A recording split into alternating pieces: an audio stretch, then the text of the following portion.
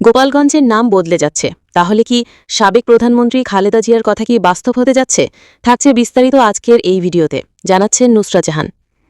2013 সালের 29 ডিসেম্বর গণতন্ত্রের অভিযাত্রার শীর্ষক পূর্ব ঘোষিত কর্মসূচি ছিল বিএনপির। এতে যোগ দেওয়ার কথা ছিল বিএনপির চেয়ারপারসন বেগম খালেদা জিয়ার। কর্মসূচিতে যোগ দিতে নয়াপল্টনে যাওয়ার উদ্দেশ্যে গাড়িতে উঠলেও বাধার মুখে তাকে গাড়ি থেকে নেমে ঘরে ফিরতে হয়েছে। টানা 2 ঘণ্টা চেষ্টা করেও গুলশানের বাসা থেকে বের হতে না পেরে পুলিশ, সরকার ও তৎকালীন প্রধানমন্ত্রী ফ্যাসিস্ট শেখ হাসিনার প্রতি তীব্র ক্ষোভ প্রকাশ করেন খালেদা জিয়া। এ সময় গোপালগঞ্জের নামই বদলে যাবে বলে হুঁশিয়ারি দেন তিনি।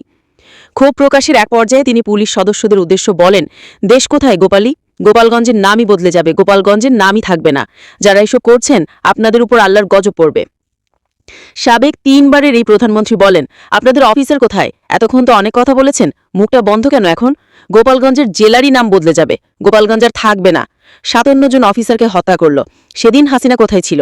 সেদিন হাসিনার এই ফোর্স কোথায় ছিল? কেন সে পাঠায়নি এই ফোর্সকে? কারণ সে নিজেই জড়িত ছিল এই হত্যাকাণ্ডে। প্রসঙ্গত 16 জুলাই বুধবার গোপালগঞ্জের সমাবেশ শেষে এনসিপির পদযাত্রায় হামলা চালিয়েছে নিষিদ্ধ ছাত্রলীগের নেতাকর্মীরা। অনেক গাড়িও ভাঙচুর করে তারা। বুধবার 16 জুলাই দুপুরে সমাবেশ শেষ করে ফেরার পথে এনসিপির গাড়িবহরে হামলার ঘটনা ঘটেছে। এ সময় পুলিশ ও সেনাবাহিনীর সদস্যরা পরিস্থিতি নিয়ন্ত্রণের চেষ্টা করে। হামলাকারীরা তাদের ওপরও চড়াও হয়। পরে অনেককে পুলিশ সুপারের কার্যালয়ে প্রবেশ করতে দেখা যায়।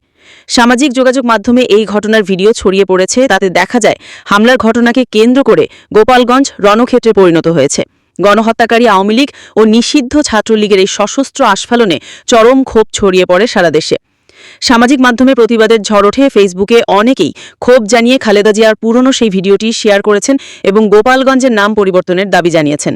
তাহলে কি দর্শক গোপালগঞ্জের নাম বদলিয়ে দিয়ে দিবে? আপনারা কমেন্ট করে জানাবেন। নুসরাত জাহান, বেলা টিভি।